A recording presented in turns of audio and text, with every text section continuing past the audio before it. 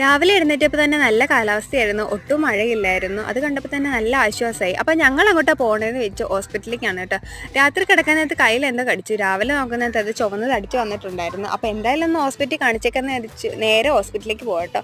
അപ്പോൾ വീടിൻ്റെ മുറ്റത്ത് കാറ് പാർക്ക് ചെയ്യാൻ സൗകര്യമില്ലാത്തതുകൊണ്ട് അടുത്തുള്ള പറമ്പിലാട്ടോ കാറ് പാർക്ക് ചെയ്യുന്നത്. ഹോസ്പിറ്റലിലേക്ക് പോകുന്ന വഴിക്ക് ഒരു വീടിൻ്റെ മുറ്റത്ത് മതിലിടിഞ്ഞ് കിടക്കുന്നുണ്ടായിരുന്നു. പിന്നെ റോട്ടിൽ നിറച്ച് വെള്ളം കയറി കിടക്കുന്നുണ്ടായിരുന്നു. ഹോസ്പിറ്റലും വീടും തമ്മിൽ കുറച്ച് ദൂരം ഉള്ളതുകൊണ്ട് തന്നെ ഹോസ്പിറ്റലിലേക്ക് പെട്ടെന്ന് എത്തി കേട്ടോ. അപ്പോൾ ഹോസ്പിറ്റലിൽ എത്തിയപ്പോൾ തന്നെ ഇരുണ്ട് മൂടി കിടക്കുന്ന ഒരു അന്തരീക്ഷമായിരുന്നു. അധികം ആരും ഇല്ലായിരുന്നു. അതുകൊണ്ട് തന്നെ പെട്ടെന്ന് നമുക്ക് ഒപ്പിച്ചിട്ടും ടോക്കണൊക്കെ കിട്ടി കേട്ടോ. അപ്പോൾ ഞങ്ങൾ ടോക്കൺ വിളിക്കാൻ വേണ്ടി ഞങ്ങൾ നോക്കിയിരിക്കുകയായിരുന്നു. അങ്ങനെ നേരെ മരുന്നൊക്കെ മേടിച്ച് ഹോസ്പിറ്റലിൽ നിന്ന് ഇറങ്ങിയ ശേഷം നല്ല മഴ പെയ്തു. അപ്പോൾ നിച്ചിക്കൂടെ മഴയൊക്കെ നോക്കിയിരുന്നു. പിന്നെ അവന് കഴിക്കാൻ വേണ്ടി ഞാൻ 2 ചോക്ലേറ്റ് മേടിച്ചു. അപ്പോൾ അവനോട് ഞാൻ പറഞ്ഞു, ചോക്ലേറ്റ് വേണമെങ്കിൽ ക്യാമറ നോക്കി എന്തെങ്കിലും എക്സ്പ്രഷൻ ഇടാം. അപ്പോൾ ആളെന്തൊക്കെയോ എക്സ്പ്രഷൻ ഇടുന്നുണ്ടായിരുന്നു. അങ്ങനെ നമ്മൾ കാറ് പാർക്ക് ചെയ്ത് നേരെ വീട്ടിലേക്ക് നടക്കുന്ന വഴിയാണ് കേട്ടോ.